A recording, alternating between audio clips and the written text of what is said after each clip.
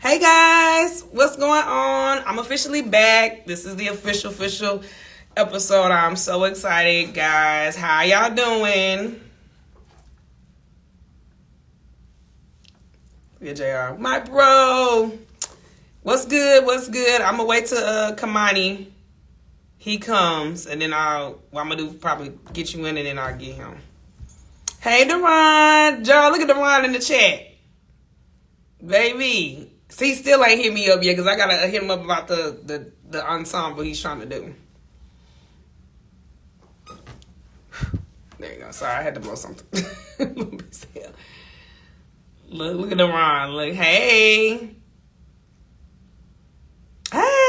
boo, hey Millie, what's going on? Child, y'all been here tonight, baby. Y'all know we about to talk about Michael Jackson off the wall. 45 years. I am truly excited. JR, try to see if you can get Kemani. Hit him up.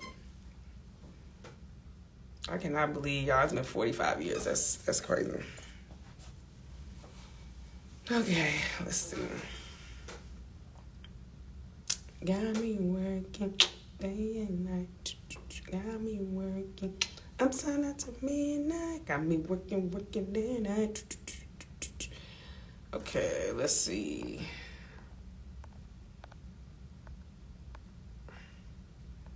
Yeah, I'm trying to see JR real quick. Okay, hey Dominique. Trying to see. I know we getting started, y'all. Just give us some time. We're trying to make sure we got one more person to see he's here. I'm waiting to see what's going on. Let's see. Yeah, he finna hit him. JR finna hit him. Okay, there go Kemani. Okay, hey. Okay, I see Kemani. Let me wait for JR to come in. And then we're going to get ready to get started. Hey, guys. Okay, I see they both there. Okay, let me accept. Let's see, gonna come through. Let's see. Okay, let's see what's going on. Kemani, hey. Hey. Hey, what's going on? Let me see. Hope it's not lagging. Are you good? Yeah, I can hear it loud and clear. Okay. Let me see, This JR. is my first Are time you ready for joining. tonight? Yeah. Oh yeah. Child, look, I know. Look, it's my first time even having you live. Yes. That's what's making it so It's crazy. the first time Look. on the line for me too, so I'm trying to. Look at JR. JR. All right. My Hey people. y'all. Hey guys. Hey. JR, you would put off the wall shirt with me. Absolutely. Yes. Come on. Oh yeah. Yeah, I tried to pull off the album cover look, but I ain't had the right shirt, and I couldn't find my bow tie, so I was like, let me just rock the tux and the t-shirt. I'll be all right. Yeah. Hey, Tito time 15. Somebody just say, "Come on, shirt." Oh, JR, you got your hair off the wall. Hey, fam. That's my girl. I'm trying to, man. I can't. Dear. I'm so happy, and guys, let me get ready to get started. So, guys, my name is Chastity Buckley. This is my personal page. Y'all know I'm the host of Midnight R&B Edition, Homage Midnight Love BET. But y'all know tonight is the night we are celebrating the 45th anniversary of Off the Wall, Michael Jackson's album. Album number 5, if I'm correct, guys. Is it number 5? Album number 5? Wait. Yes. Yeah, it's number 5. You about to get to take right, it I had to make sure. I was you like, know that's the Michael guy. So yeah. Right. I'm about to say, you the Michael Head. Look. Oh my. I'm the Brandy stand, but you the Michael Head. Okay? Look. Right, yeah. All right. I'm so honored to have both of these gentlemen tonight on my platform, guys. And like I said, it's just gonna be a fun show. We're gonna be shady. We're gonna be real, and not even that, we're gonna let Michael know that he will get his flowers all day, every day on this channel. So tonight I have my guests on here. Well, these are my guests. These are my friends. I love them to death. Kemani, I know you for like what, 2-3 years now? Dang. Yeah, about like 2.5 years now. Yeah. Well, I know it's been that long, and y'all know you. I know you all my life. Yeah. Yeah. Mm-hmm. But I want to have these two gentlemen on my platform. My friend Kemani, the new millennial, the young soul Kane. Yeah. Young soul Kane. The young soul Kane. That is your moniker, sir. That's you all forever today. I'm so happy to have you on the platform. And y'all know my brother JR, child, the one half of R&B representatives, the guru, the man that was behind Motown everywhere around the world. Y'all know how that is. Mm-hmm. But not even just that, my friend JR. I'm so excited, guys. How are y'all feeling tonight? I'm okay. I'm all right. I'm all right. I understand. I'm all right. But before we do get started, I do want to send JR some love and prayers for his grandmother. She is currently in the hospital. So we're going to send him love and light tonight because, y'all, we want to make this episode fun, happy. But and somebody still going to get this word. Oh, Lord. I know, y'all. We got to be honest, and I know we have to put facts because people are telling out fools and fallacies. That part. Right. We'll get to that. We'll get to that tonight. But I'm just honored to have both you guys on the platform. But not even just that. We're going to celebrate Michael and his accomplishments. But not that album number 5. We want to talk about its impact and everything is done. So, guys, my first question. So, since JR, you already been on my platform, I want to start with Kemani first. Because, he's new to my platform. I want the young soul Kane, the MJ connoisseur, to start out with question number 1 tonight. All right, so my question number 1 is, how did Off the Wall change the landscape of pop music when it was released in 1979, and what did it do for your life, Kemani? I'm gonna start with what it did for my life because, ironically, my first memory period of Michael Jackson was the "Don't Stop Till You Get Enough" video. It was the very first track on. My parents had the number 1's DVD. It was like a collection of all his music videos, like all his classic music videos, from like "Don't Stop Till You Get Enough" to like "Rock With You," and "Don't Stop Till You Get Enough" was the very first one. And just even hearing like the intro, like I was wondering, and it was just, and then the beat drops. It's like I was 6 years old at that time, so like I was just like my mind just went boom. Like I could not take my eyes off. Michael just had that type of aura. Like you have to watch everything that he's doing. Yep. Like all the little things. Like it means a whole lot. Like just his movements. And, when he rolled up, I'll never forget when he rolled up the tuck sleeves.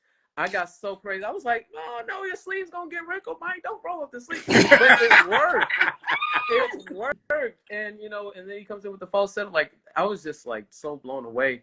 And then the very next video after that was the "Rock With You" video, and the glitter and the whatever's, I don't know if you call it jumpsuit, spacesuit, what have you, but he sold it.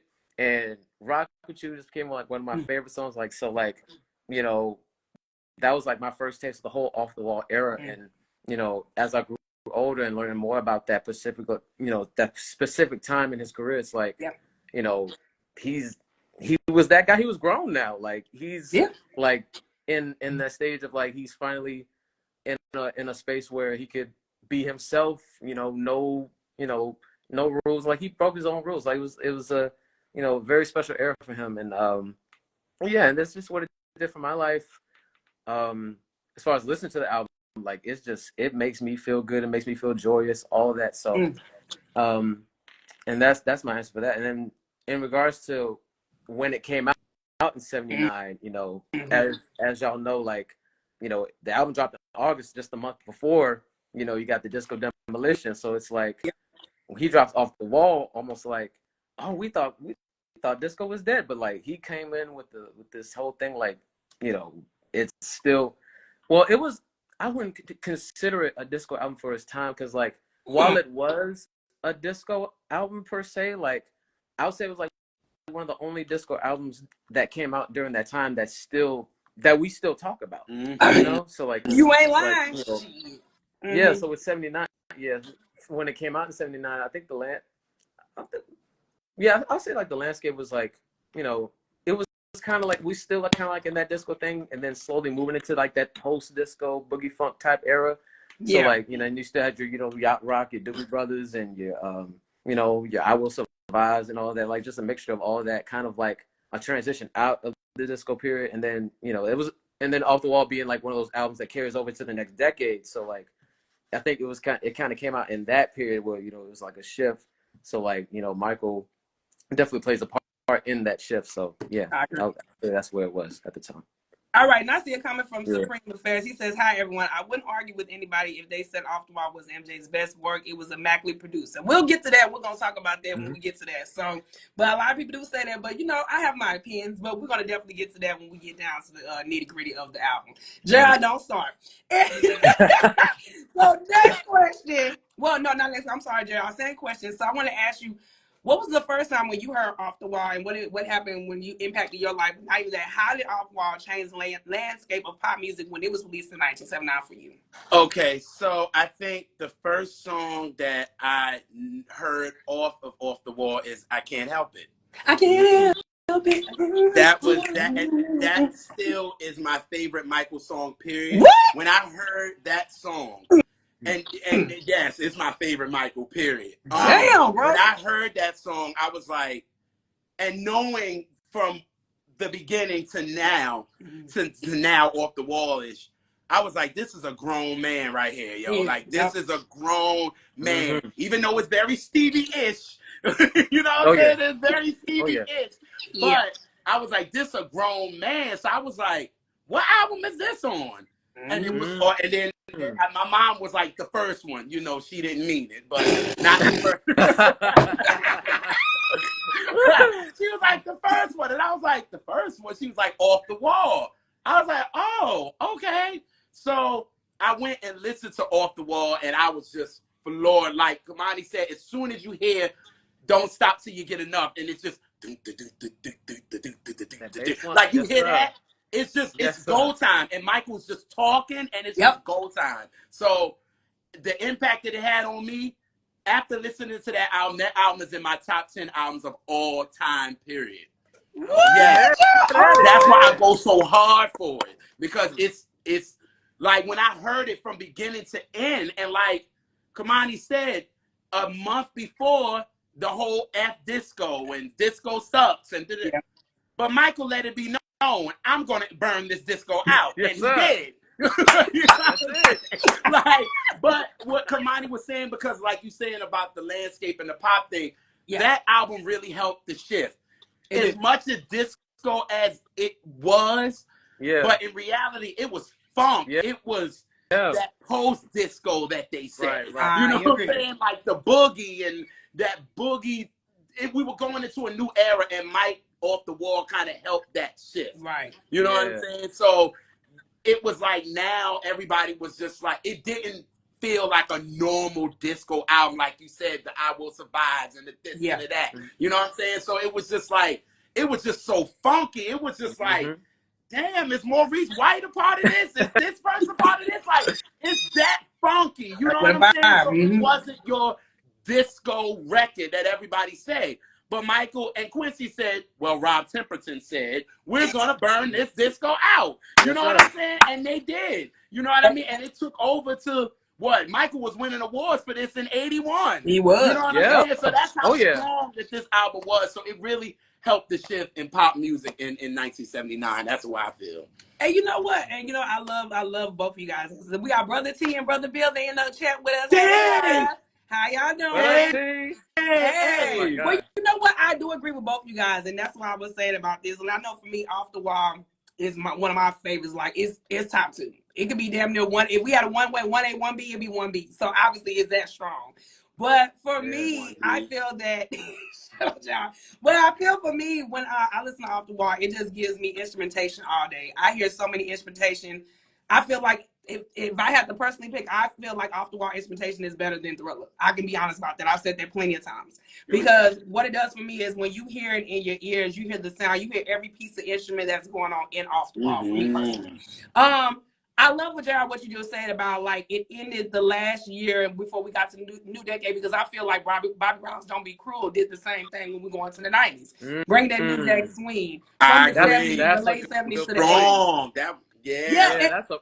And looking back at it, I was like, you know what? You can see that influence of a solo black artist making a way to go pop.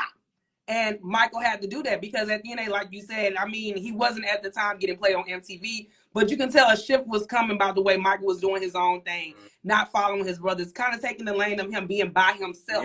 Like, hey, I'm doing this on my own. Like I started when I was young. Everybody knew I was the forefront, but now it's me to take my own self out here, be my own, almost like sub myself as my own artist, but not even that, make a way and get Quincy Jones and Rod Timothy, because we know Rod Timothy is the real deal.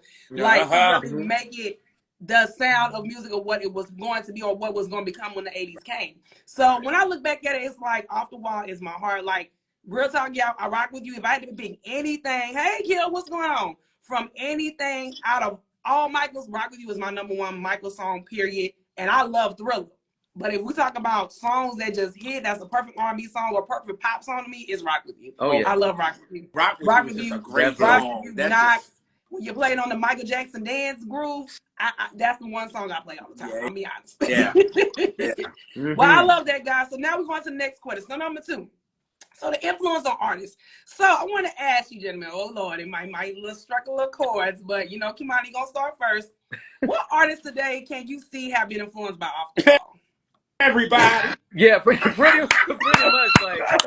Like it's something about that what they call it the big three with Off the Wall, Thriller, and Bad. Like it seems like every current artist grabs something from each of those, if not all of them. Yeah. You know what I mean? Yeah. But I will say, like, I was thinking about this a few hours ago, and it just cracked me up. Like I think about a little more than half of Justin Timberlake's solo discography, very much Off the Wall ish. Like Justified, the Future Sex Love sound, like very much Off the Wall feeling, like Sexy Back, all that, like and I'll definitely say, like, shoot, even we'll get to light skin in a minute. Like when Without Fine China, I think about Off the Wall too. So and then you got, I'll say my most recent, like when I experienced it and was like, yeah, Michael would love this. I think about when Beyonce put out Renaissance. Like I'll never forget the night that I first heard it, especially a song like Virgo's Groove. Yes, very much Off the Wall. It's like it's just that reaching for like that feel good, funky, just that whole flavor. Like that's straight up Off the Wall. Yeah, like yeah, for sure. Yeah, I agree. JR, same question. So, what artists today can you see have been influenced by Off the Wall? Like I said, I think everybody, but Kemani, he broke it down right. It's just like I think everybody takes from Off the Wall to Dangerous to me. Yeah, I feel like everybody takes from each of those. Yep. You know what I mean? And that's what they take from. And they know Off the Wall was Michael's coming out. Yeah. Like, this is me, and I think everybody wants to have that moment. And I think every artist want to do that. You know what I'm saying? You just said with Beyonce. That's a good point. You know what I'm saying? That Dangerously in Love was her Off the Wall. That was her coming out. Crazy. Yeah. Like, this is me. You know, even though I've been in front of the group, but this is me, y'all. You know what I'm saying? And everybody wants that moment. So I think that's just that. I think everybody wants that Off the Wall era when you first start your whole career, because it's like you put your everything into it. Because Michael was an artist that just put his everything, you know what I'm saying? Even if he didn't write it, even if he didn't put nothing behind it, Michael put his all into it. But it was Off the Wall felt different. It just felt different. It felt like this album got some weight on it. It didn't feel like the music in me. It didn't feel like, you know what I'm saying, Love Michael. It didn't feel like that. Like, it felt like this got some weight on it. Like, okay. And everybody kind of takes that blueprint to me. I think every artist takes that blueprint for real. So everybody, like you said, Justin Timberlake, all those 3 albums, to be honest with you, all 3 of them. And to be honest, and I just found this out. Shout out to Mike. Shout out to Will the Wave. All of the songs on Justified was presented to Michael first. Yeah, they were. You didn't know that? Oh, yeah. I didn't know that. Oh, no. Rock Your Body. Was it Rock Your Body? Yeah. It was supposed to be Michael. I think it was Rock Your Body. It was. Like, Rock Your Body was supposed to be something his. What's the Senorita, which I did not know, but it feels very Michael-ish. So I was like, oh, shit. So I really didn't know that. You know what I mean? Yeah, I knew. So a lot of artists do that, you know what I mean? So a lot more do that, but we gonna get there. But so those are the people that's really influenced by Off the Wall. Oh yeah, I saw somebody in the comments say The Weeknd too. Weeknd was another one. Oh, The Weeknd. I like weekends. Can't feel my face. You know that was gonna come from JR. You know JR was gonna come from that neck. Well, you know what, bro? I do agree with you. I feel like I love you guys make that point. Like, Off the Wall is like an artist is like coming out moment. It's like they're showcasing who they are as a solo artist. And when we do that, like, if you notice when a lot of artists, like with Brandy and a lot of people say, like, when they debut, oh, is that Off the Wall? Like everybody has this comparison because they feel like it's who you are as an artist, your showcase, your vocals, and all this stuff. But not even that. I feel like Off the Wall did so much for a lot of male artists. I mean, like I just said, Bobby Brown with Don't Be Cruel. It opened that door for him. A lot of people want to become a solo artist. Like Brandy's debut, we always say that Brandy's debut was her off the wall. It makes a lot of sense when it comes to artistry about when a person sees you, they want to see you as that, and then like, okay, will the next album be a little similar to the debut, or not even that, or will you make something different to make me gravitate to still what the debut's going to be about? Yeah. So when I think about it, I do see Chris, and we're gonna get to that later. But a lot of people take the blueprint of Off the Wall, and Usher's My Way gives me off the wall vibes. Like a lot of male artists have that off the wall vibe. But when you think about an artist like a Bobby Brown, Don't Be Cool, he opened up, like Michael opened that door for him to have that New Jack Swing era to come in, that sound, the instrumentation, like, you know, like you said, JR, what was it, Babyface and Teddy, were his like people to hone and craft that sound for him in 88, 89. So I think in some of the ways, like Michael paved a lot of way for a lot of white and black artists, because, you know, Sam Smith had a little shade for Michael, but, you know, we made sure that ass got tapped. So Stephanie Mills ate that ass up. all day, every day. So at the end of the day, we know who's the real deal. Right. All right, guys, we got a question real quick. So somebody said, "Girlfriend, I Can't Help It," and "It's a Fall in Love for Me" are my favorites. Oh, yeah. Well, the Fall in Love. Yeah, that's the one. The Patty Austin duet. Yeah. Well, my question, guys, what are y'all favorite Michael songs off this album? What's your favorite? And I love the whole thing. Yeah. But mine is On the Floor. I love Michael's harmonies on that. Yeah. Burn This Disco Out. Oh yeah. I Can't Help It. And Working Day and Night. And what do you think is the best, JR? That's not fair. What? That's not fair. That's not fair. The best song on the album, Rock With You. Yep. Oh yeah, definitely Rock With You. Yep, it's Rock With You. It's Rock With You. Yep. I agree. Same question about what's your favorite songs and the best songs off the album? Best song? My favorite. Best. Oh. Okay. Ain't no bad song on the album. I'll say my favorites are definitely Rock With You for sure. Working Day and Night, Burn This Disco Out. Oh yeah. Yeah, that's my top. That's my top 3. Of course, I can't forget Get on the Floor. That bass line, man. Yeah. Shout out to the Brothers Johnson. Louis Johnson, yes. Thunderthumb. Baby, yes, God. Thunderthumb. Monster. Yes, sir. Yeah. It's just Michael's harmonies on Get on the Floor. Oh yeah. The title track too. Yeah, the title track. I think the title track doesn't get enough love for me. It don't. Well, you know what? Yeah. And I want to say this, Kemani. Does it feel like y'all off the wall, the title track gives you like the segue of what Thriller was going to be? It gives you that Thriller sound. Like it sounded very eerie type of shit. Especially it sounded futuristic in a way. Huh? Yeah, especially that intro. Yeah. Especially the intro. Oh, yeah. Right. Yeah, real spooky. Look. Okay, well, T says Louis Johnson has no skin on his thumbs. He tore that damn bass up. Listen. No skin. What? Thunder thumbs. Oh wait a minute. I know y'all ain't say no thunder thumbs, really, guys. Yeah, that was his nickname. That was Louis Johnson's nickname. Thunder thumbs. I can't. Yes. Oh, John, he said, why you don't like Girlfriend? They said, why you don't like Girlfriend? Who said I ain't like Girlfriend? I don't know. They think because you made a face, you did kind of make a face on one of them songs. I was like, y'all know this too much shit. Leave me alone. I'm kidding. If I had to pick a song on the album that I did not, I'd be like, it's there, but it would be Girlfriend. I think it's cool, you know what I'm saying? But it would be a song that I'm like, how Ali say, I feel nothing. You know what I mean? It's like, I feel nothing. Like, I'm not mad that it's there, and I wouldn't be mad if it isn't. You know what I'm saying? We know that Michael did that for certain reasons, and why he ended up actually owning the Beatles catalog, but I'm going to leave that right there. Come on now. Come on. Well, Bill says that, if I'm not mistaken, the horn section from Earth, Wind & Fire played on Working Day and Night. Was that true? Phoenix? I thought it was Sea-Wind. I thought it was the Sea-Wind, yeah. Who said that? I gotta get I almost got the vinyl, but I didn't get it yet. Who said it? Where's it at? Bill did. Bill said it. Oh, Bill. Oh, I didn't even see him. What up, bro? Yeah, Michael sound like Goofy at the end of it. So that's Sea-Wind on Working Day and Night. Yeah. Oh, it is? Okay. The horn. Okay. Yeah. That makes sense. But I all right. Well, oh yeah. did hear that. Yo, you right. I had to go get mine because I thought it was C-Win too. Like, wait.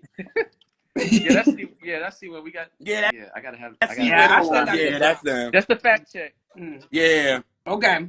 All right, guys. So next question, number 3. So album comparison. This we're on part of this. So, Kemani, in your opinion, oh Lord, this is the killer.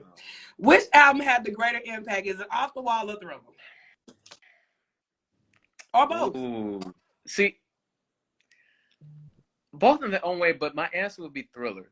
Okay. For pretty obvious reasons. Well, for one, like how Michael's vision of turning music videos from like a promotional thing, for like a single into a whole like short film, like with the Thriller video and the Billie Jean video, like it wasn't just videos just to sell a single, like it told a story along with the song. So like, and then also with where the state of R&B was at, like in the early 80s, when coming out of that disco era, and going through that post-disco era, and wondering like what's next for the rest of the decade. Like, and here comes Thriller, like boom, like here comes all these hits with different styles and this, that, and the third, like breaking barriers with MTV and all that. So like, and then for it to sell as much as it sold, and to get as much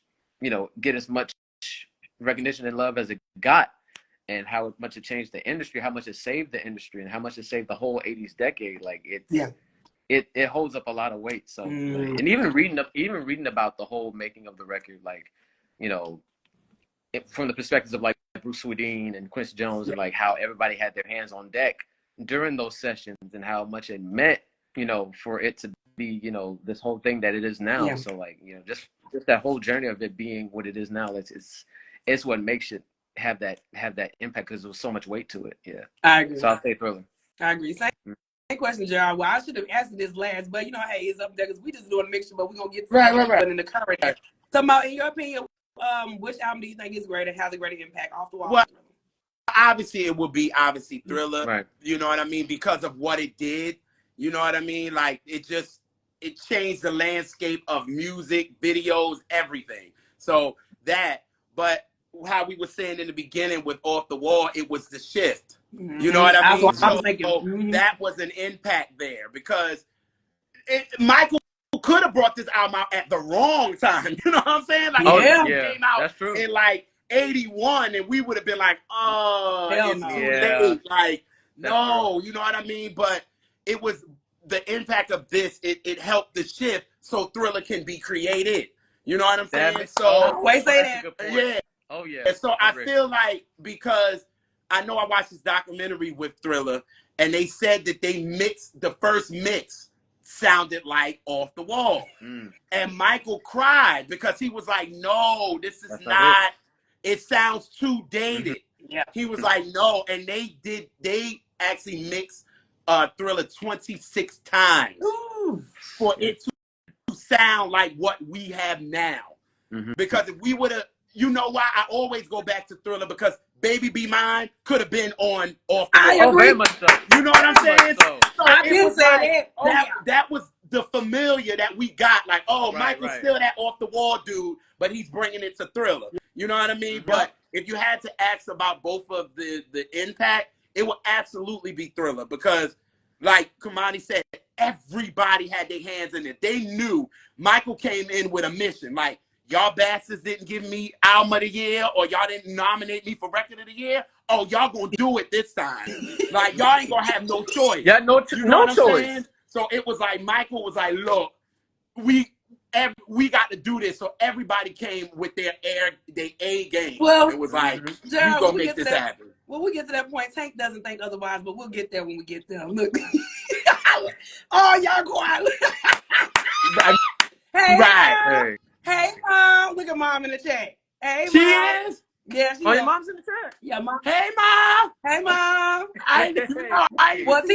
He said, well, like Millie said, shift from child star to icon. I do agree with that. And not even just that, like T is saying, Joe Jackson wrong for making Mike tour with his brothers after Off the Wall. I do agree with that. I always say that was he deserved that by himself. But since my mom is in, I'm going to give her a shout out right quick. With my vinyl my mom got me this. This was my first vinyl to start my vinyl collection. Wow. So she knew I wanted, because she wasn't up in the vinyls to me that she got. So she was like, she knew that I wanted to start it. And this was the first vinyl that she got me, which was Off the Wall. So that's for you, mama. Yeah. Oh, that's so sweet. Look at everybody saying hi, mom, in the chat. Yeah. And Bill said, had Off the Wall did what Mike wanted to do, Thriller wouldn't be what it is today. I do agree with that. Hello. I always said that. That's true. There's no, without no Thriller, there's no Off the Wall. There's no Off the Wall without no Thriller. I'm just sorry. Like, we're not that period. It can't jump. It can't jump the way it did. All right, guys. So the next question. So the cultural significance. How did Off the Wall reflect the cultural and social climate of the late 70s? I think you kind of answered on it, but if you want to like chime in on more about how you feel. Well, yeah, like I said, like with the disco. Yeah, with with that last year of the 70s going into 1980, like how how can I describe that era? Like, you know, I just think of glitter and Jerry curls and Studio. Sunshine, Studio 54 still rocking. So like, yeah, just that whole transitional era, like of 79 going into 80, that whole culture of you know what was out, like American Bandstand, Solid Gold, like everybody was trying to dress like Mike, and you know I see videos of Jeffrey Daniels. He's wearing like off the wall type attire, and he's getting down, he's pop locking, doing whatever he does. So like, I'll just to add on to what I said earlier, I would just say a cultural significance will be that. Yeah. All right, JR, do you want to reflect on that as well? Like, how do you feel that Off the Walls reflect the cultural and social climate of the late 70s? I think it did. I think we kind of touched on it, but it's just, again, I love this word, the transition of it all. Like, it really helped that, you know what I mean? And then Michael made wearing dress socks, wearing regular socks with shoes. Cool. You know what I'm saying? Like, he made it cool. Like, at first, there wasn't nobody doing that. And then you see Mike, and it's like, but this Michael Jackson, and he looked honest. You know what I'm saying? So then you had everybody wanting to dress like that. You know what I'm saying? Tank did on his album cover, but we gonna get there. But it's just, it's just that, again, that was just the shift. Michael helped the shift with Off the Wall. So it really helped us come out of that disco into the pre-disco and all of that. So that's what I think with that. Okay, so to add on to that, the part of the question was a musical significance, right? In a way, in culture and social, it all ties with that. Okay. With musical sense, it does with that too. Okay. So I think about, post Off the Wall. I think about how R&B was constructed at that time and how post-disco albums were structured. Like, they would have the up-tempos all together, and they would have a ballad somewhere in the middle, or like a mid-tempo somewhere, and then close it out with another up-tempo. I think of like an album like Patrice Rushen, her Posh album, Straight from the Heart. Yes. Sequence. And even like a Whispers album, even like a Whispers album that Leon Silvers would produce, like how he would structure his stuff with Dynasty and all that, like, that whole sound, I feel like, Leon heard Off the Wall was like, I can compete with that. Yeah. So like I think about that too. And do you think Michael had people like artists up their game up too on their sound and everything? Oh, absolutely. Oh, very much so. Absolutely. And what I was gonna say, added to Kemani, I love when we talk about the track listing, right? Yeah. Michael started you off with 5 bangers off the Hell break. Yeah. Like, it wasn't nobody killing it like that. And we mean bangers, like bangers for real. Like, you go from freaking Don't Stop Till You Get Enough to Off the Wall. Like, in the middle of that, Rock With You, you got Work It Day and Night, you got Get On the Floor, dancing, and you got Off the Wall. Like, he's knocking you in the chest every track. Like, I think after that, people was just like, now, wait a minute now. We can't have a song, then a ballad, then maybe a ballad again, then an up-tempo. Like, no. If you want to start with an album, start this joint out when we rocking and sweating and dancing, and you know what I'm saying? And Michael knew people want to sweat out them S curls and them Jerry curls. He knew it. I love what you said about with Usher. You was like, remember you were saying about Usher's, he needed to get that out the way for Confession. You was like, get that fast track out the way and go on to the album. Yes, like that. When you starting out with an album, see, Michael has so many bangers on this. He could have went anyway. Really, like really, he could have went with Burn This Disco Out. It would have made sense. Yeah. So, I mean, so it's just like, I like this album because, again, And didn't we just talk about the episode of 2 that you was on? Yep. Didn't they start us with 4 or 5 bangers off the break? Tempos. Yep. Off the break. So who was doing that? Mike. So I was like, Michael was like, I'm taking y'all to the discotheques and we gonna stay there. We gonna stay there for a minute and then I'm gonna bring you down to girlfriend. You know what I mean? Like, I need to cool you off. Like you do. You need to cool off. So that was a big deal. That was a big deal for real. So that's a question that you have from Legendary 4 Times. Do you think things would have changed if Thriller was released in 1980? Oh. I don't think. Yeah, because people was releasing albums every year. Right. No, Off the Wall was just too big. Yeah. And it had to live. So I think if they would have threw Thriller out there, it wouldn't have done what Thriller was supposed to do. Because people would have still been on Off the Wall because how strong it is. And you try to throw Thriller at us? Nah. It would have messed up everything. And then the sound wasn't quite there for Thriller yet. You know what I'm saying? To come out. Because y'all, and I know, Kemani, this is true. You can fact check me for real. When Thriller first came out, it did not hit the way everybody thought it hit. No. Right. I watched the documentary. It didn't. It did not hit because The Girl Was Mine was the first single. And everybody was like, oh, okay, it's cool. You know what I'm saying? It wasn't until Billie Jean and he did Motown. It was rap, like, done. You know what I mean? But before then, it was just like, for real, I think Off the Wall needed that, and I don't think they knew when we released this, we can't have nothing come out a year after this. This joint is just too strong. He had, 6 singles off this album? 6? 5 singles. 5 singles off this album, and all of them did well. So, and you get it's crazy to 81, so it carried him for 2 years.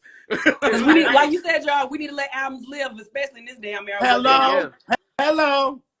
Oh yeah, and that was very much Michael's intention too. Like I remember there was an interview that I listened to, and Lil Janet was sitting beside him, and they were asking him, "Hey, what are you trying to do next?" And he was like, "I ain't worried about what's up next. I'm gonna let this breathe a little bit." And he said at the end, the very end, he said 1982. Really? So he planned that out. Oh, Michael is calculated. Virgos are calculated.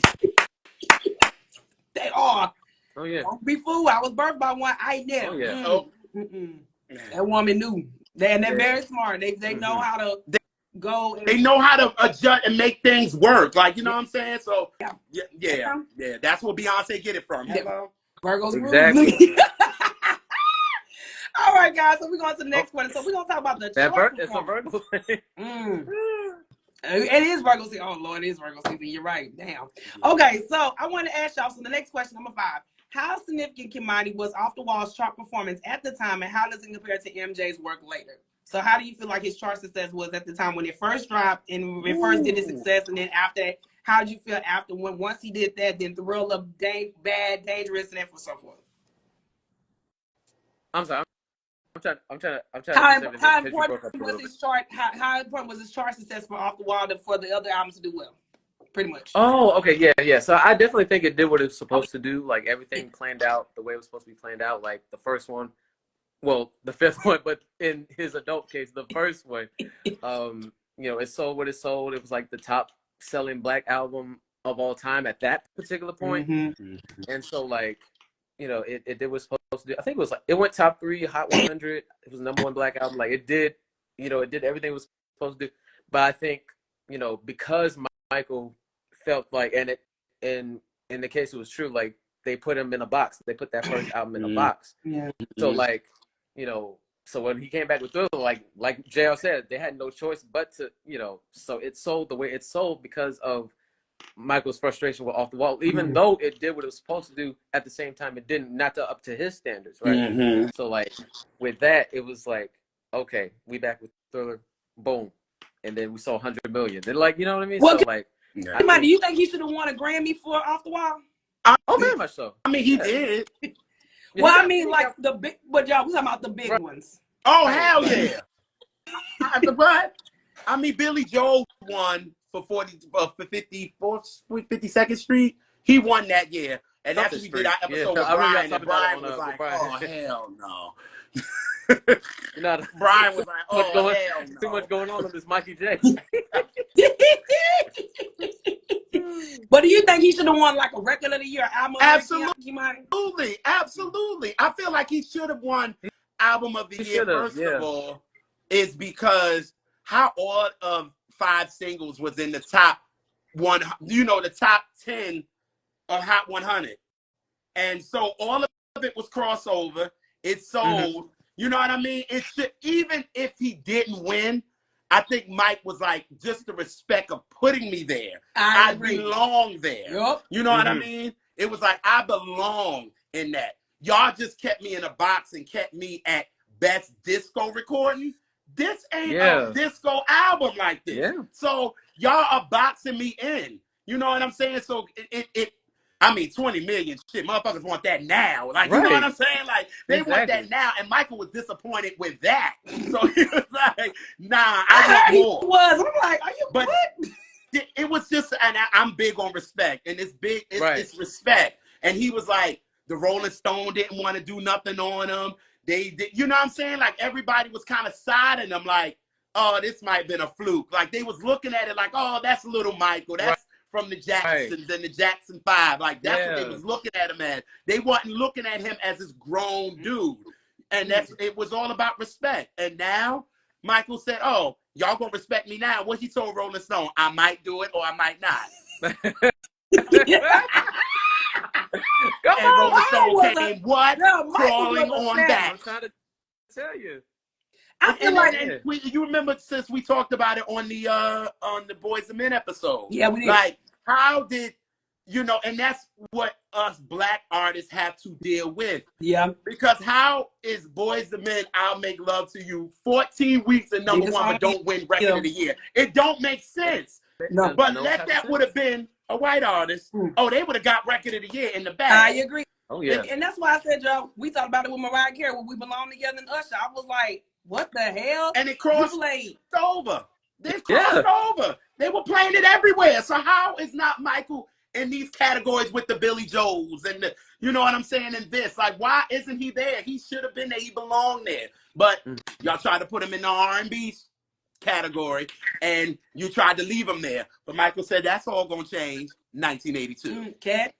1982. Yeah, and I feel that, bro, from both of you guys, because I feel like Off the Wall, and I always say this, without Off the Wall, there is no Thriller. And I will keep saying that. People be like, oh, da-da-da. I'm like, no, y'all, like, look, as much as I love Brandy's debut had to hit for her to be an artist. And I feel like with Off the Wall, the artistry of Michael was growth and Thriller, because it had to grow for him to be what he wanted to be. I know he was mad and pissed off, but I think, like you said, Jar, he was so into sales and just trying to prove something, which I'm happy he did, because he broke through as a black artist. Yeah. Right. Period. Because, like you said, Jar, they'll look at us as black before they see us as artists. Let's be real about the situation. That's right. That's right. When I hate that, but I think what I feel for Off the Wall did, it just gave the sound and instrumentation for people to change and shift. But once we did that and he got the Thriller, and not diabolically, he strategically and calculatedly did that impressive Thriller album. It did what it needed to do, and that's why it's still the biggest album of all time. And I will forever be grateful for Michael. But like you said, and like the great Rashawn Patterson said, unless your ass got fans that's passing out by the paramedics on the side, don't you ever disrespect Michael D. Jackson. Don't you ever do that. Just saying. Wow. And look at Neltron. Neltron said the industry loves our music, but don't give us credit. That's true. Oh, that's true. Absolutely. Yeah, they love our music, but they will never give it to us. No. I love how Stephanie Mills, Stephanie Mills is a real one. You know what I mean? And she always said it. That's you know what I'm saying? Artist. They want black music, but they don't want it from us. Yeah. And she's right. Yeah. You know what I'm saying? Like, but back in the disco in the 70s, see, we was killing it. You know what I mean? I always go to that. Like, I love it because the 70s was just black. And we were owning the charts, and we were doing it. We were killing it. You know what I'm saying? We had Michael, Stevie, Marvin, Aretha, all of them, everybody killing all it. them bands. All the bands, Earth, Wind and Fire, Ohio Players, Kool in the Gang. Like, everybody is ending in the 70s. And then all of a sudden, now disco sucks. Now all of this sucks. But then they created something called New Wave that wasn't nothing but us any damn way. Like, so, you know what I'm saying? So it's like we we do our thing and they don't like it, and it's like, no, we're gonna bring y'all back a peg to show y'all who y'all are. You know what I mean? And Michael had to do that, especially with Off the Wall, and he felt that. He was like, I'm not just a black artist. Y'all gonna respect me as a full artist. And I think this is what Off the Wall did, and he said, oh, I got you. Right, R&B Lights. R&B Lights. Yeah. Thank you, Nelson. That's Elise. Elise said R&B Lights. That's why we gotta preserve our culture. I love what Supreme Affair said. That's why we gotta preserve the culture. All right, guys. So next question, number 6, the artist's artistic growth. So my question is, guys, I think we kind of talked about a little bit. How did Off the Wall showcase Michael Jackson's growth as an artist compared to his growth as a young child? Go ahead, come on. Go off. Oh my God. So with the first what got to be there band the first four albums, like, you know, it's like, okay, this is just Michael Jackson of the Jackson 5. Like, he's still with the group. It's just like he's doing this solo thing on the side. But like with Off the Wall, like it's Michael Joseph Jackson. Like, it's, you know, it's going, and it has a lot to do with, you know, him meeting up with Quincy Jones, like on the set of The Wiz. Like, that was really the turning point of, even going back to like the Destiny album, like that was like his coming out party as far as like, you know, with his brothers, like being, you know, in his creative bag, like full time. So like him doing The Wiz and then him meeting up with Quincy and then they're doing work together. And it's like, you know, Michael's just like a sponge, man, like soaking everything in from all those legends that he was exposed to up close, you know? And so like, him being at Motown, then him being with Gamble Huff, and then him working with his brothers and them experiencing all those things like since they were kids, babies. Like, and then him by this point, like he's 21. So like from like 5 years old up to 21, he'd seen a lot of things. So like to go up Off the Wall to work with somebody as seasoned as Quincy was at that time, like it, you know, it was just like divine intervention. It was like 2 peas in a pod at that particular time. Like this young guy who's a student, who's a sponge, that's willing to put in the work, along with this guy that's been experienced and does big things with like Frank Sinatra and people like that. Like it was just all like one perfect little match made in heaven. So like, you know, with Michael's hunger and his, like, even seeing like how he was getting down on the dope stuff, you get another video, like, you know, it feels like freedom. It feels like, you know, I'm finally where I'm trying to be as a certain artist. Like, he just has that freedom and that free flowingness to him, like that he always had. But like with the Off the Wall era, if you see like those performances, like he was just really in the groove. Like he's like he's spinning, he's hitting them, you know, the pelvic thrust and all that. Like he's really like feeling himself in this particular time. Like he's really like, I'm Michael, like away from my brothers. But like, yeah, I'll say like as far as like his artistic growth, he really showed his determination, his hard work as a young man. I agree with that album for sure. I agree. I love that. JR, same question. So how did Off the Wall showcase Michael Jackson's growth as an artist compared to his early work when he was young? Oh man. Oh God. So like Kemani said, I think Michael's the picture that when I think about artistic growth, I think about the picture of Michael looking at Stevie in the studio. And I think about him because Michael, he's always a student and he always was. You know what I'm saying? He always paid attention, like, why are you doing this? And what's this? And what's this? And what's this? Even Joe didn't like it, but still, that's right. You know what I mean? I think once they got with Gamble and Huff, that's when Michael was like, oh, this is what this feels like. Okay, Gamble and Huff, let him be free. Yep. You know what I'm saying? A little bit more free than Motown was letting him. Yep. You know what I mean? So when he got with them, that's why Show You the Way to Go, it feels so free because Michael is free on that record. Like, you can tell he's having fun. That's why they probably created Enjoy Yourself, because Michael was enjoying himself while making this record. Like, you could tell he was having fun. You know what I mean? And then it was like, we get to Destiny. And Mike is like, okay, it's on us. This is us, y'all. Like, let's put out him, Randy. Because Randy don't get speaking about a lot at all either as a music giant when it comes to the Jacksons. But Mike was like, you see him put himself into this Destiny album. Like, it had to win. Oh, yeah.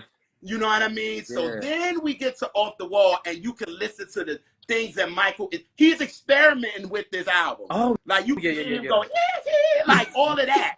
You know what I'm saying? He would have never did that on these other. You know what I'm saying? Like, he would have never did that on these other albums. It was a freedom that he had. Yeah. And then Quincy let him. You know what I'm saying? Quincy was like, yo, what do you want to do? He finally, it was all about him rather than Michael with Destiny like, all right, I want to do this, but I don't know if my brothers would like it. You know what I'm saying? This album is like, it's all me.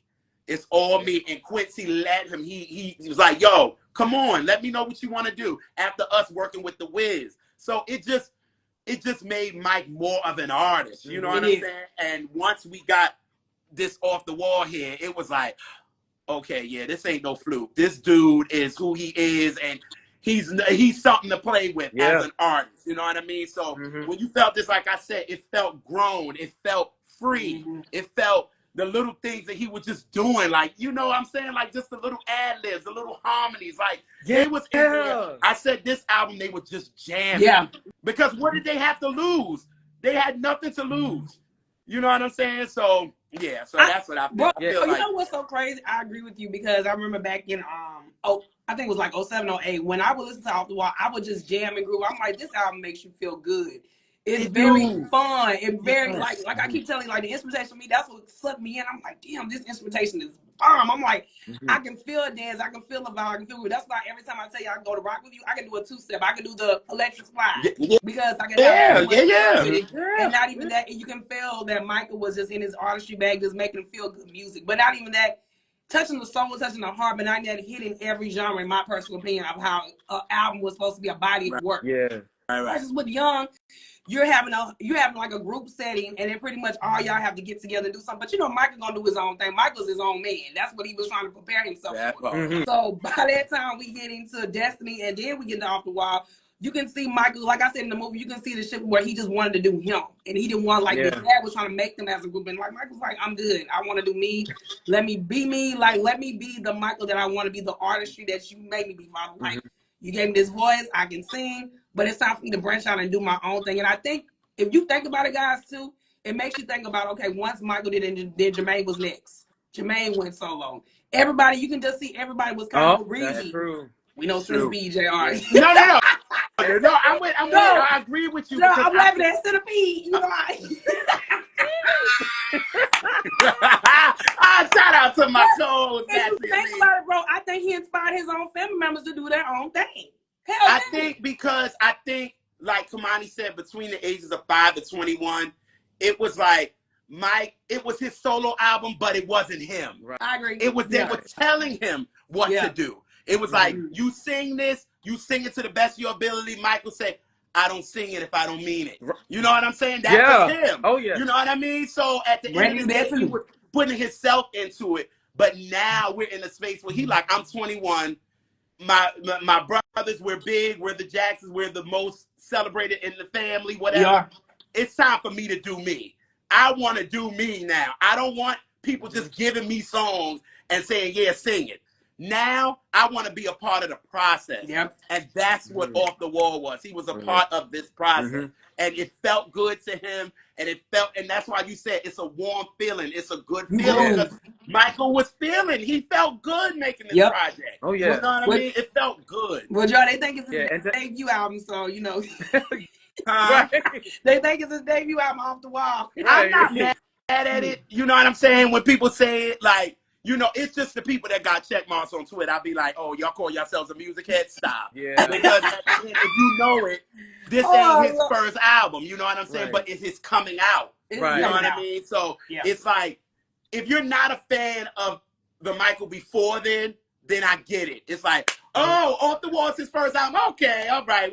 What songs? You know he got a album got to be there, right? You know that's the first Michael album, right? Oh, you don't know that? Okay, now it makes sense. Okay, now Off the Wall, I get it. I get it. So I don't be too bad. Just hit the people on social media that just be for clicks and views and shit. Right. Oh yeah, and to add on to what you're saying about Michael being part of the process, right? Like around this time, you start to hear more stories of how Michael would, you know, envision a whole arrangement in his head too. Like I think of the intro to Working Day Night and how the the percussive stuff like that was him. Yeah, he would tell like a certain guitar player to play this part. Like he wouldn't play. He didn't know how to play it, but like he would hear it in his head. And if you played it like he sung it, like Sayida said on the doc, you know. So like And the guy said that. Yeah, Kemani, where's your tambourine at? Where's your tambourine? It's in my car in the back seat. I was like, oh baby, he would have did that. I would have screamed. But I love those answers, guys. And like I said, I think with Michael, he transitioned for him being a solo, but I think he really inspired his own family members to branch out and do their own thing. I really do. Yeah, definitely. Because Mother did, and then she finally hit it in '86. But it's cool. Hey, but at the end of the day, it's after that, Janet said bye. Look. Bye. I'm going on my own run. Thank you. All right, guys. So the next question. Oh, Lord. This is the question of all questions. All right. Okay. So I don't know if Kemani wants to go first or JR wants to go first. Who wants to go first? Because I don't matter. This is the question? Mm-hmm. Kemani, do you want to go first or do you want JR to go first? I'll let JR go because I just like I won't throw anything in while I go. So all right. So JR, recently we just had Tank did an interview with Stephen A. Smith. And pretty much Stephen A. Smith asked a question about who you think is the better artist. I think one of them posed a question, whatever. So I wanted to ask you, do you think Tank was right when he said that Chris Brown is a better artist than Michael Jackson? Why or why not? And now, how did you feel about the response when everything happened, the way he explained everything and his personal opinion about why he feels that Chris may be better than Michael? Or do you believe that, yes or no, and why or why not? Chris, absolutely, R&B Change was wrong. Okay? So he was absolutely wrong in this. And I you know what? And I'm not even going to give him much. You know what I'm saying? Yet. I'm going to give it to Stephen A. because as a journalist, that's a question that you don't ask. Because you're going to do your research, right? And you know how Tank is when it comes to Chris. He's going to make sure he's in front of everybody. So you as a journalist, somebody is coming on your show, know what you're asking. And he asked him that to know that was going to cause some shit. His answer. He knew it. And he knew it was going to. That's why you saw the way Steven reacted to it. Like, oh, really? It was phony to me. It was real phony. It was like, dude, you knew what you were doing when you asked that question, right? And Tank was so happy that he could answer it because he is so on Chris Brown's that it's ridiculous. It's ridiculous. Now, I'm not taking anything away from Chris, right? Mm-hmm. But Chris even came out and said, yo, that's cat. Like, please do not put me up there. I will never be him as an artist. I want to be him, and then that's it. So me for Tank is saying how he said, I've been in the studio with, Chris, and I see his artistry. See, you was never in the studio with Mike, so you would not know his artistry. You know what I'm saying? It's not like you. Tank, I think Tyrese was because he did have a song with Mike. Next, at the end of the day, it's like this wasn't Rodney Jerkins talking, right? Because what did Rodney Jerkins say about Michael's artistry? He would do things, he would cut things like 26 times on, stacking. Mm-hmm. Who did that on Full Moon?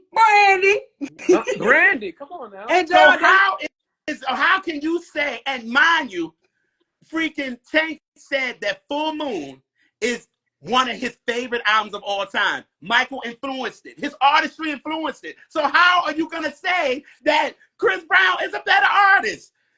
It's a difference between saying you can have a favorite and a best. Right? Yep. You could have just said, yo, Chris Brown is my favorite. That's my guy. We in the studio with each other. We make records with each other. But Michael is up there.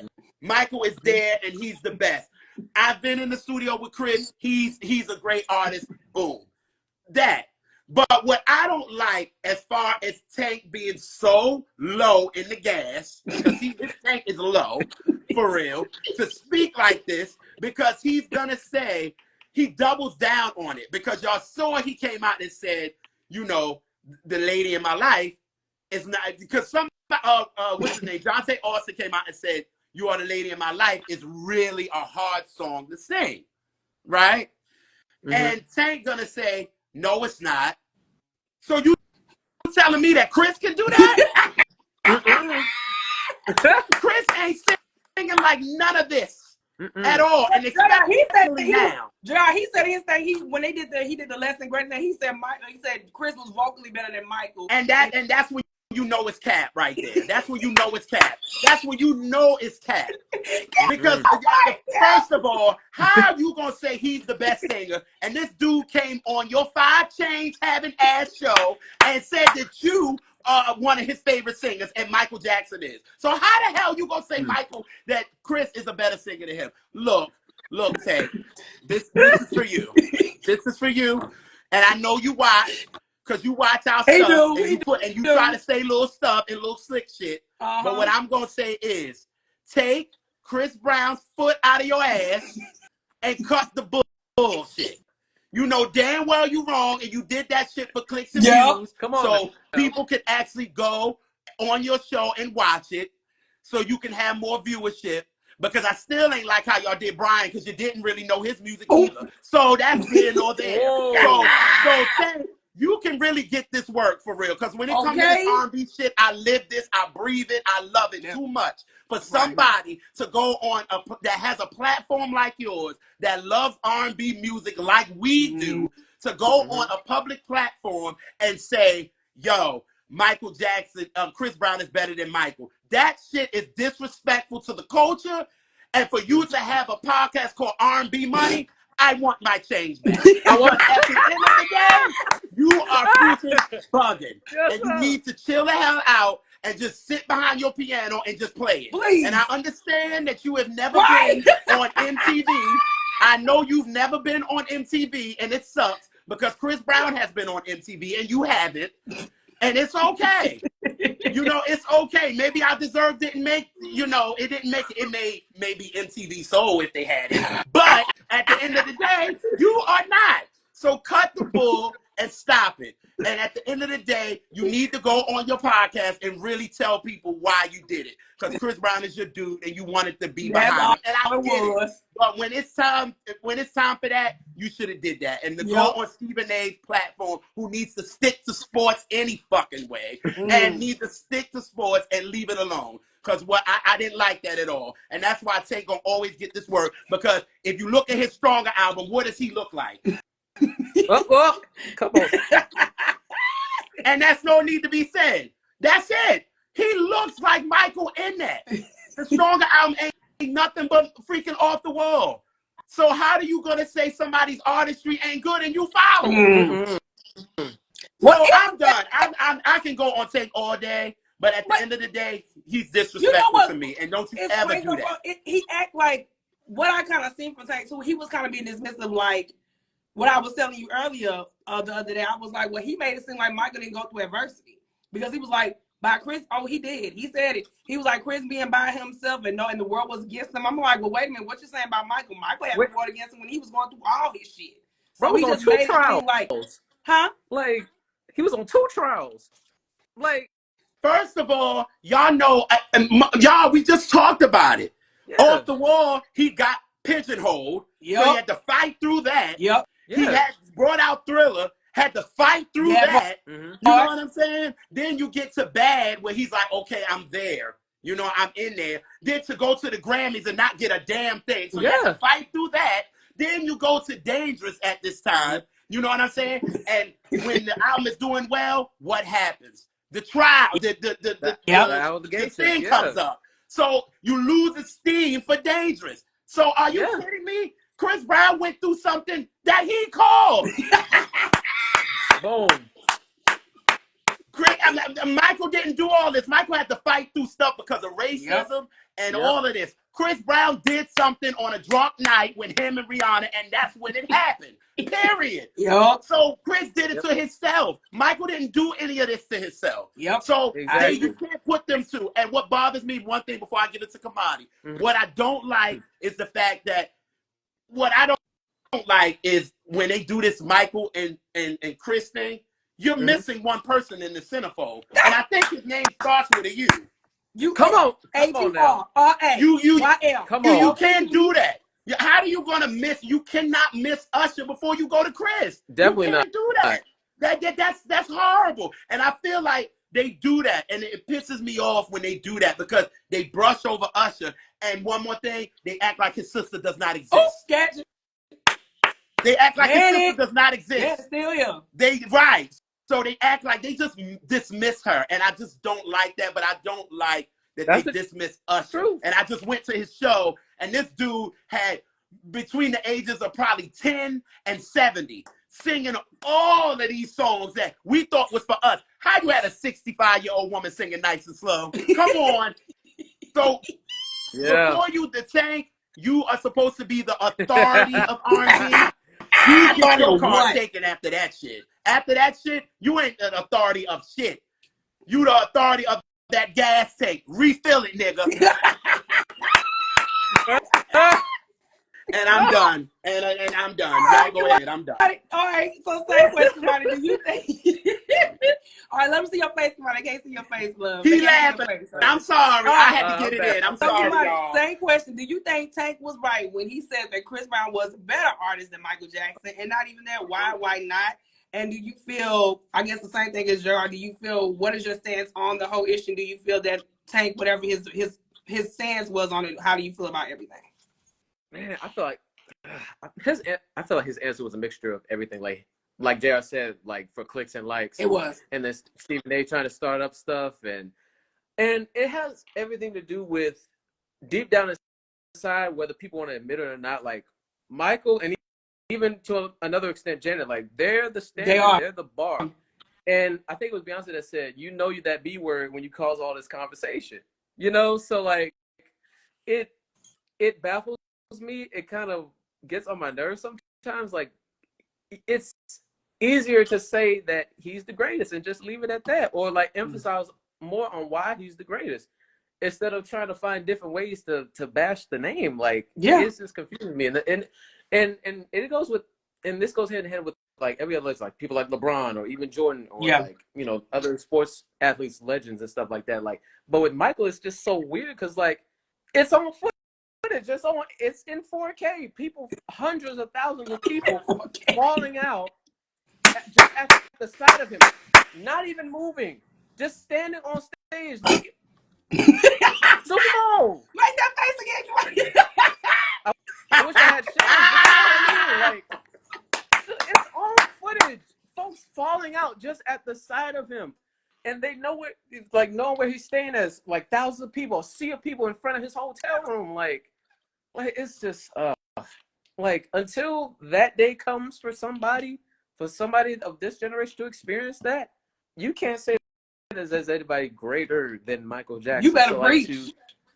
To just, you know, to like revise history. People that revise history just get on my nerves. Like that, and like if you're gonna like just do your research, man. Yeah. Like, with me, like I have my own perspective on music, like especially like, you know, me being younger, like I'm 24 now, like, but like, you know, my views on music, it depends on, you know, my opinions on music depend on like how I view it and how the history was constructed, right? Yeah. So like it would be foolish of me, especially, you know, somebody that, you know, that has my own platform too, like to just switch up things like based on and moving goalposts and stuff like that. It's a disservice to the culture and to the history.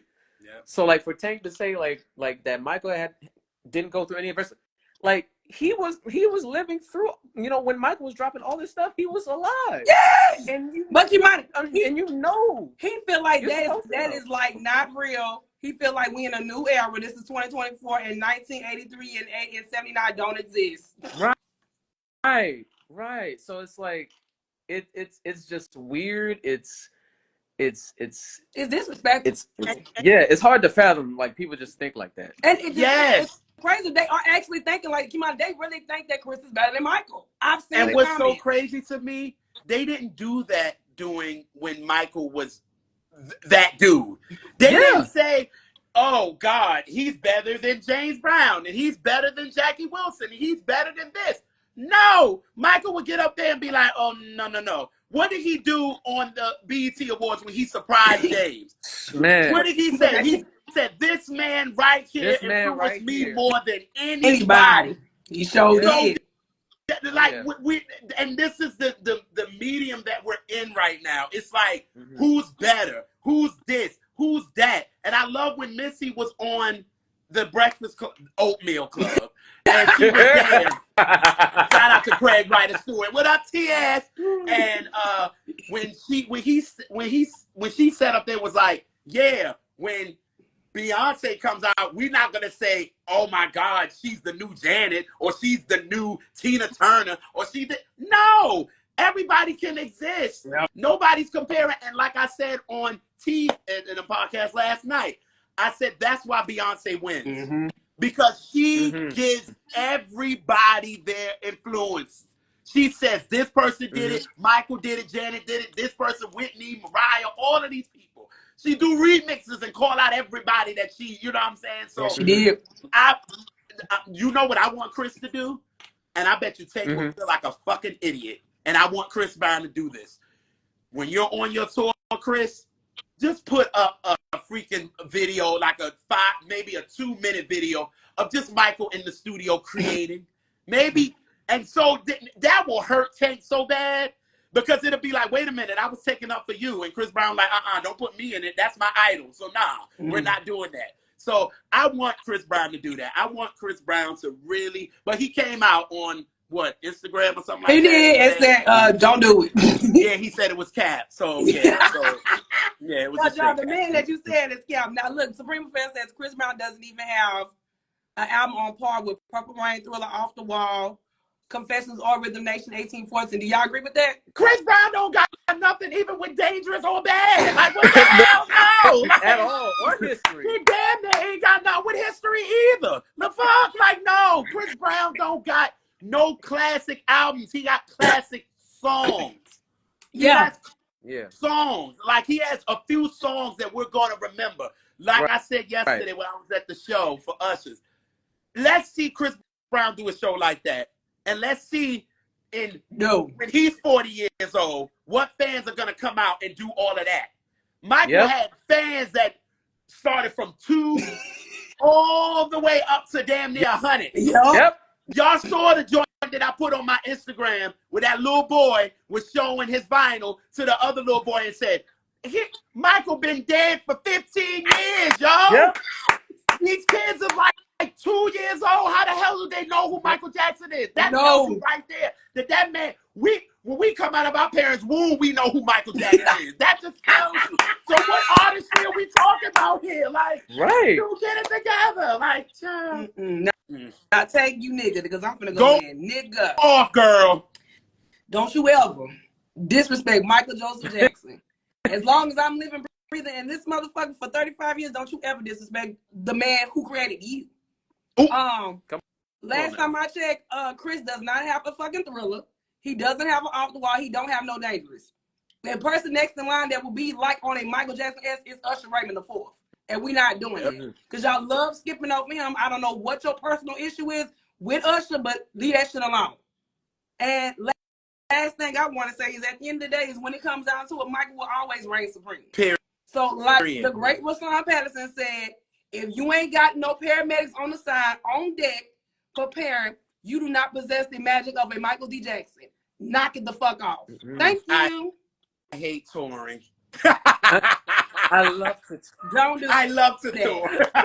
My fucking nerves. Me trying to make it seem like that he know about R&B and you don't. You just trying to be a bullshit starter. Yeah, and then you coming for the biggest man that ain't even here to defend himself. But I'm happy everybody shoot him an ass on. Them people in the industry shoot him an ass on because we know good and well, nigga, you didn't even have no album for 5 years. You was on Park. Ooh. Going back to the background. Singing background, that part. And when you living with Jamie Foxx, quiet as it's kept. Don't do that. Anyway, back to better things. Like yes. I said it's the truth. He said it too. And there's no lies. Truth is truth, right? He wanted to go off the wall. We went off the wall with you, brother. Thank you. Fuck out here. But yeah, don't you ever disrespect Michael Jackson. Michael Jackson will reign supreme. Like you said, JR, he's in the stratosphere of his own. He's out of here. Nobody can't touch him. Oh, we clocking Tank. We clocking Tank being disrespectful. Oh yeah, he got clocked big time. Real quick. Yes. All right, so now guys, we're going to the next thing. So I want to ask you number 8. How did Off the Wall successfully blend different genres, and what made that unique at the time? I think y'all talking about synthesizers a lot, about blending and all that stuff. What kind of sounds genres do you think he blended? You think he blended any genres? All of them. Oh, definitely. You go ahead, Kemani. Say, like, you can go ahead. I think I ran Tank got a new car by now. That's why I let you go first, because like I didn't want you to hold nothing in. Like I'm the same. That's all I wanted. That's all I wanted. Okay, but I will say Off the Wall in the case for 1979, like it definitely blended a lot of genres. Like of course with Girlfriend, it's like that McCartney pop sound, and then you got She's Out of My Life, that kind of the She's Out of My Life ballad. Hey Brian. Kind of the style of ballads that were out at that time. Like I think it was something like Sad Eyes by Robert John. Like it's kind of like, just very pop-ish. Yeah. So like, and then everything else being straight funk, straight, just like juicy curl funk, like just all the things. So it's a nice little balance of just everything that was going on at that time. And that it's just like one nice little 79 going into 1980 type of gumbo of sounds. So there you go. Yeah, I love it. Yeah. Same question, y'all. How did Off the Wall successfully blend different genres, and what made them unique? Yeah, I agree with Kemani. I think he, the basis of this was an R&B soul album. That was your basis. You know what I mean? That's what it was. But Michael also loved different genres. You know what I'm saying? So he brought it in, like Falling in Love, like with him and with him and God, what's her name? Patty Austin. Yeah, Patty Austin. Yes, that is very adult contemporary. Yeah. Very kind of like a John Denver type of thing. Like it's like that. Like it kind of gives you that. It's that, and then like you said, Girlfriend. That's very popish. You know what I'm saying? It's very that. But like Kemani said, other than that, this whole album is funk. Funk to the funkified like the brat. Like, for real. Like, it is. You know what I'm saying? Like, it just is. And I think he put all of that. And I think with this album, it wasn't too forced to me. No. Like I said, they were all just jamming on this. Like, they had nothing to lose. Everybody was like, yeah, I like that. Put that. Yeah, I like that. I put that. When we got to Thriller, Mike was like, oh, because he felt like, okay, we were just jamming on this one. Y'all gonna pigeonhole me. We can't have that. So when we get to Thriller, he like, oh no, we need a rock. We need a this. We need a that. We gonna be on every, listen, we gonna be played on country. Michael was like, we going everywhere with this one. But I feel like the start of that was on Off the Wall. Like he just hit different things, but Mike is like, I like the funk. And with this album, Michael was in the studio probably dancing like hell, probably sweating like a mug. But like, you know what I'm saying? So it was that. So I think he put all genres together and made it work. So yeah. Oh, that makes so much sense. All right, guys. So Kemani, did you ask the question too? Same question? Yeah, he did. Okay. He went before me. All right. So now that's one. I'm gonna ask y'all this one first. Okay, so y'all, this question was second last question. So, why do you think Off the Wall continues to be celebrated 45 years later after its release? Ooh, I mean, it's a lot that we said. I just think that, everybody saw the artistic vibe that Michael brought to this album. You know what I'm saying? And it's still celebrated. Everybody wants an Off the Wall era when they first start. You want that. But make sure the music matches it. You know what I'm saying? Like, it just is. Yeah, the music matches it. And everybody loves when any one of these songs are played on the radio, played at a party, played at whatever, you're going to sing along. That's how much the impact. And I think, for me, I think you focus more on the music with Off the Wall as that. But with Thriller, you focus more on the visual aspect and what was done for the album to be what it is. Yeah. And I think with Off the Wall, we're focusing just on the music itself. We focusing on when them horns come in. We focusing on when I say get on the floor, everybody was talking about, Lewis Johnson on bass. Like, we're focusing on the music of this. And I wish we get back there. because I want us to just focus on the music. And that's the one thing I liked about Mike. Mike didn't start really getting personal until Dangerous. It was all about having people dance and sing and do all of this. This was what this album is. You want to sing along, you want to dance, you want to do all that. It was nothing personal. That's why Kemani, I wanted to kind of like throw my shoe at you. I want to throw my shoe at you all the time. But at the end of the day, when you said Renaissance, that album makes you feel good when you hear it. So when you hear Renaissance, Michael probably would have heard that record and been like, ooh, this feel good. Like, it makes you feel good. And this is what Off the Wall does. And that's why 45 years later, we can discuss it, because everybody is still feeling good while you're playing it. Yeah. You know what I mean? We don't think about the videos with him. We don't think about any of the personal drama when it goes to Off the Wall. We thinking about, God damn, Rob Templeton wrote the hell out of that song. Oh, we love Quincy Jones produced the heck out of this. We love that, you know what I'm saying, the seaweed, the horn section was playing the brass. We was Louis Johnson and all this. So with this, that's why 45 years later, this joint has stand the test of time, because the music was great and it felt good, and it's going to continue to feel good for 8. Michael left this album that he knew when he died and left, that this album still was going to last. Amen. Yeah. Amen. Oh, yeah. All right, Kemani, same question. Why do you think Off the Wall continues to be celebrated 45 years later after its release? Ooh, man, JR pretty much tackled everything, man. That was such a perfect answer. Like, and yeah, for me, like, it feels like it's an album that feels like freedom. It was his breakthrough. You know, it feels like a breakthrough. Musically, it feels like a breakthrough. Where Michael was at the time, it feels like a breakthrough. Like, and it's felt all in the music, like JR said. Like, you know, you don't, like JR said, you don't think about everything that happened, you know, as he got older, the things that he had to deal with. You don't think about all that. You think about, you know, him truly finding himself as a young adult, and, you know, and I think for me personally, like every single song on there gives me a different feeling, and when it's all put together, when I play the whole album from front to back, it's like I can't go wrong, because it makes me feel amazing. Like, you can't sit down listening to this album. You got it. Just like going back to Renaissance. Like, when I heard that for the first time, like, it gave me that same Off the Wall feeling, you know, of, you know, happy, like almost like a Happy Days Are Here Again type of thing. Like you just have not a care in the world. Like, you just want to dance. Yeah. And people My favorite need that, especially in this day and time. Yeah. Especially we need more stuff like that in this day and time, especially with this election year coming up. So many things are going on. Like, you know, we need that. So yeah. Aww.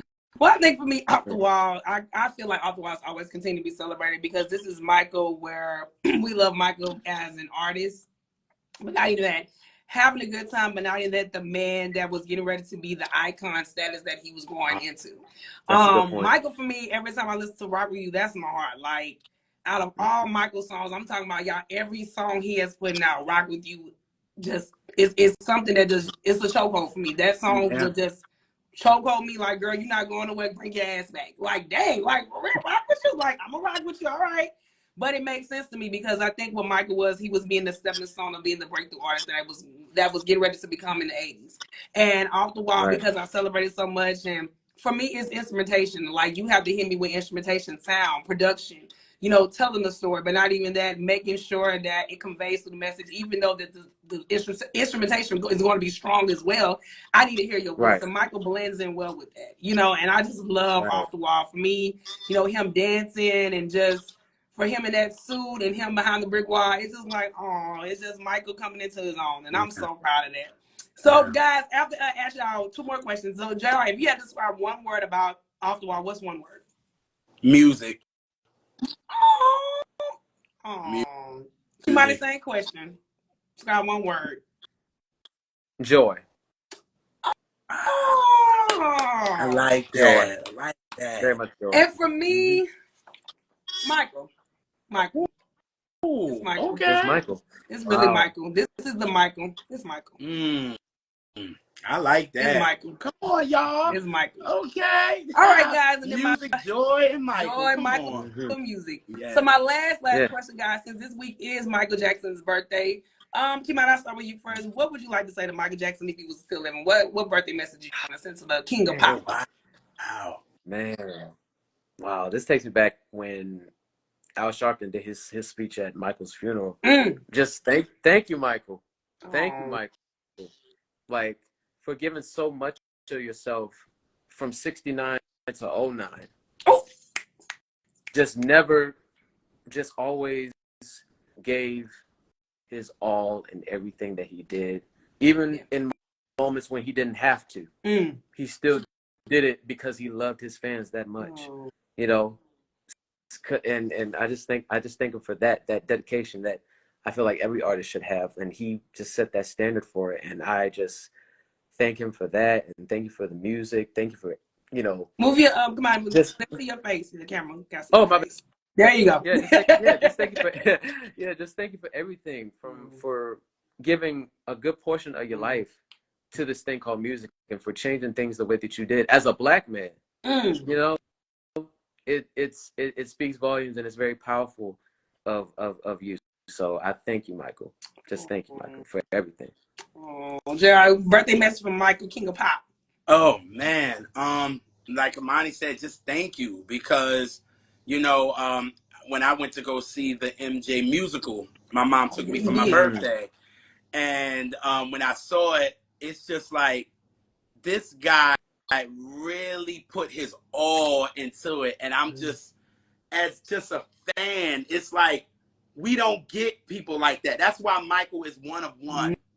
You know what I mean? And when he didn't feel like it, he still did it. Yeah. This man hated touring, but he knew he did it for his fans, and he did it for us, and to see the joy on our faces, and he out there working and going hard, and you know what I'm saying, and dealing what he's dealing with. He still got on that stage for our entertainment, and a lot was going on in his life. That's why I said people like him and Prince and Whitney, they were ones of one, man. They were one of one, and we will not get artists like that no more, because a lot of artists is not gonna put their all into it and might not get everything back. Man. You know what I'm saying? Like, Michael didn't get everything back that he put into this. And like you said, combining him as a Black man, that's inspiring. Yeah. That makes me be like, yo, I can do something. I can be something more than this. This box that they try to put me in, I can be more than that. And Michael proved that. You know what I mean? So that's why, to me, Michael, thank you. Thank you for just being the blueprint for everybody. Period. Mic drop. Well, Michael, I want to wish you a happy heavenly birthday this week. You mean so much to me. You know how much I love you. I go crazy over you. Know I don't play by Michael D. Jackson. I know that all. No. But what he means to me in music and just pop culture period is he means everything, and I thank him from the bottom of my heart, because to see him on the Jackson 5 movie and just see his trajectory during that around 2001, even though I was super young. It just goes to show me Michael was still powerful, and no matter what people I've talked to with Michael Jackson, they love him, they support him, and you will always be our King of Pop. And I appreciate them from the bottom of my heart. All right, guys, so now this is the end of our show. Do y'all have anything coming up, any shows? JR, thank you so much for having me on the show today doing Boys and Men 2 album child. Sean reposted us. Thank you, Sean. Oh, nice. Anything coming up, guys, that y'all got going on? Y'all want to promote? What's going on? Well, y'all know the R&B reps with me and my co-host Natalie Elise. You know, shout out to my sister. She working hard right now. Yeah, with the Catch Stats, man. Y'all two have been on so many times. You know what I'm saying?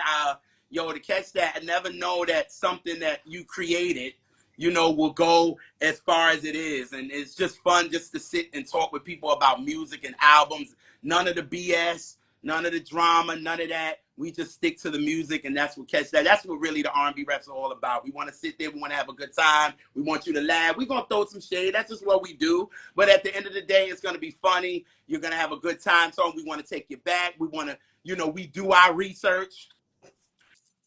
We do. You know what I'm saying? Research is done. You know what I mean? And it's just great. So y'all just follow us on, you know, R&B Reps on Instagram, R&B Reps on Twitter, RBReps.com. Check that out. We want to get some more, you know, shirts and all that being made. So we want to do that.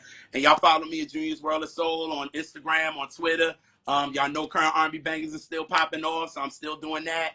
But yeah, after that, that's pretty much it. But again, I just want to thank y'all. Again, prayers out to my grandma. I know she's doing better. I just got the text. They said she's doing a little bit better, so that's cool. So yeah, thank y'all for the love and all that good stuff. But grandma, just for you, man.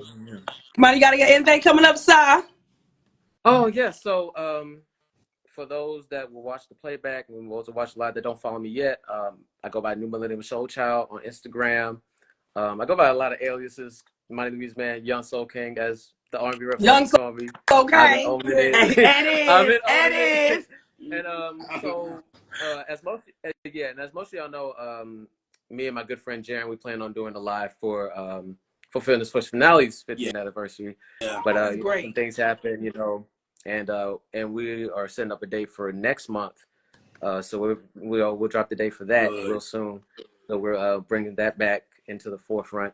And then also, you know, bringing my YouTube page. I'm trying to rebrand myself and share some of my vinyl. And, you know, I'll talk about some of my favorite albums. And, so, be on the lookout for that for sure. I just want to gradually, you know, organically grow what I have going on. And, you know, I just love this whole music thing, man. Like, it's like it bit me as a kid, and it just like grew and grew and grew, and it's a very special thing to me. And, you know, and I love speaking on behalf of, you know, my fellow old souls. You know, I'm 24, and it still baffles me, like, why do I love this so much? And now why do I have the hunger to know about all this stuff? But like, it's just a part of me, and I accept that, and I embrace that. And just the past 2.5 years have just been so much fun. I mean, there's so many new people like you and JR and Elise and Nell and T and you know, and my friend Talia, like everybody that just loves it just as much as I do. Like, it's a very special thing for me. So and y'all inspire me to keep going. So so definitely. Well, I'm truly honored, Kemani, to have you on the show tonight. Like, you were great. This is my first time, y'all. I've never had Kemani on here. You were amazing. Oh yeah, on the live. I knew he would be. I was falling out. Look, I tell you, I'll be learning from y'all as well. Look, I learned so much from you, and I'm so proud of you. You know, I'm your biggest supporter, Gerard. You know, I love you, but like I said, you gotta support this young soul king. And yes, indeed, that's why we gave him that name. Period. Okay. But not even that, I'm just honored just to even have you guys. I'm just happy that we talked about Michael Jackson giving his flowers, the 45th anniversary Off the Wall. Y'all know this means a lot to me. And then obviously, y'all know officially today is my last day being a regular person, because I'm officially going back to school as of tomorrow. I will be starting my doctoral journey. Oh my God, I cannot believe this. I'm going back to school. Hallelujah. And it's going to probably take about 3 to 4 years for me to finish. But you know what? God has big plans for my life. I'm proud of myself, but not in that. Doctor. Well, Lord knows, I just want to finish. But you know, guys, I'm so proud. I'll be kind of in and out a little bit, but you know, it's gonna be work included with my stuff. But you know, this is what I want to do. This is my dream, man. You know, hey, if this added to the resume, I'm here for it. But you know, I love you guys. Well, that's not gonna be my song no more. When I graduate, it's gonna be Brandy's one voice. So that's gonna be my song.